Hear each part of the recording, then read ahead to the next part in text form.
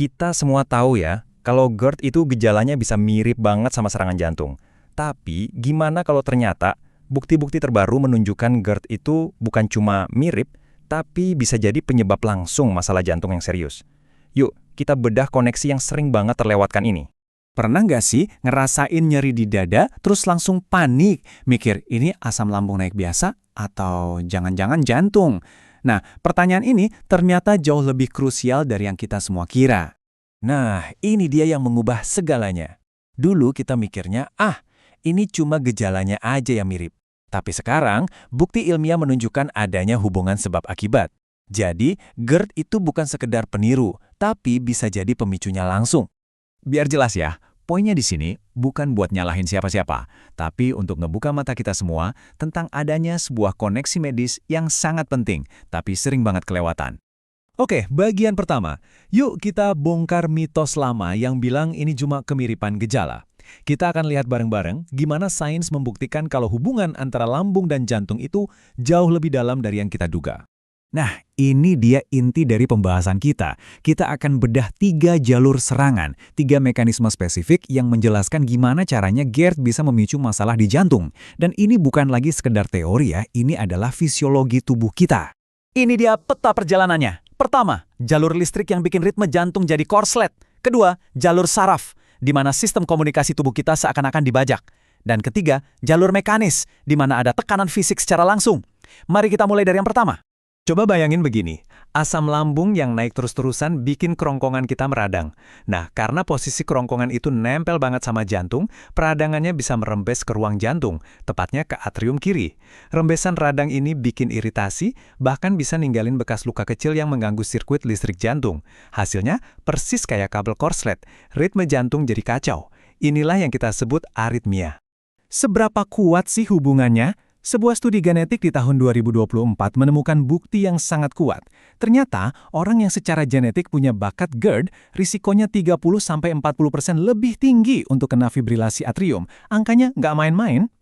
Oke, lanjut ke jalur kedua, jalur saraf. Ada sebuah fenomena namanya linked angina. Jadi, asam lambung itu mengiritasi saraf vagus. Ini kayak jalan tol informasi di tubuh kita. Nah, saraf ini salah kirim sinyal, malah nyuruh pembuluh darah jantung buat menyempit. Akibatnya, kita ngerasain nyeri dada parah, kayak serangan jantung, padahal nggak ada sumbatan sama sekali. Bisa dibilang ini serangan jantung fungsional yang pemicunya dari lambung. Sekarang kita masuk ke jalur ketiga, dan yang ini mungkin paling gampang dibayangin. Ini adalah tentang dampak fisik langsung, ketika lambung secara harfiah menekan jantung.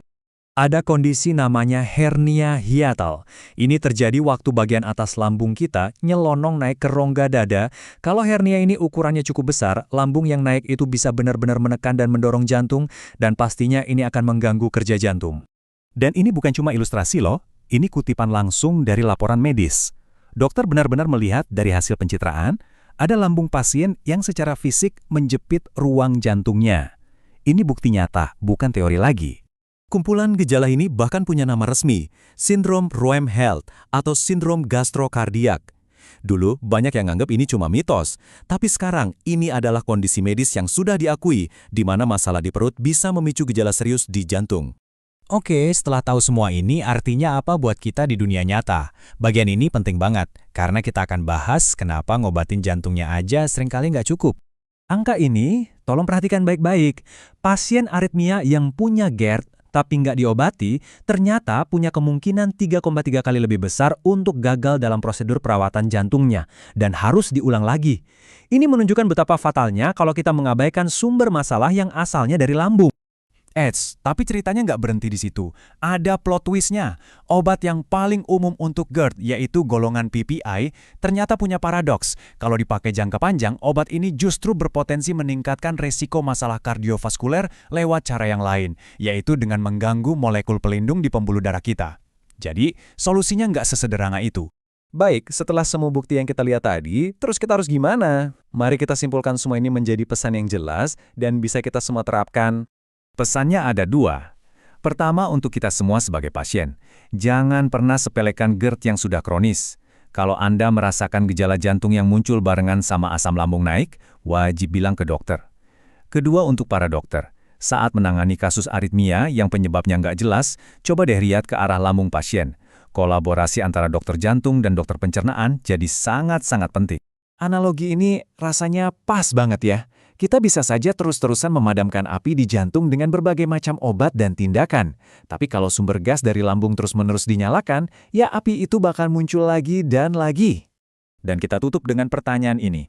Melihat semua bukti yang ada, mungkin sudah waktunya dinding pemisah antara spesialisasi lambung dan jantung tidak lagi sekaku dulu. Karena bisa jadi, kunci untuk menenangkan jantung yang berdebar justru dimulai dari menenangkan lambung yang bergejolak.